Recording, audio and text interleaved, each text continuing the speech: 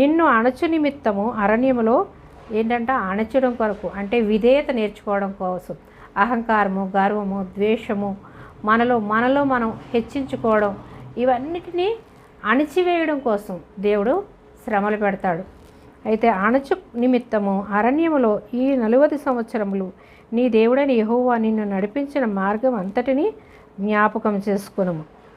ఆహారము వలననే కానీ యెహోవా సెలవిచ్చిన ప్రతి మాట వలన నరుడు బ్రతుకును.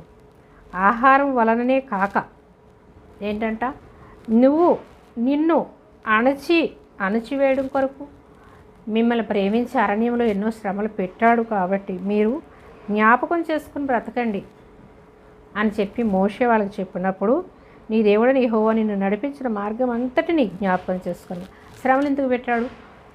ఆ శ్రమల్లో దేవుడు ఎంత సహాయం చేశాడు, వాళ్ళని ఎంతగా ఆదరించాడు. మనం ఇప్పటికీ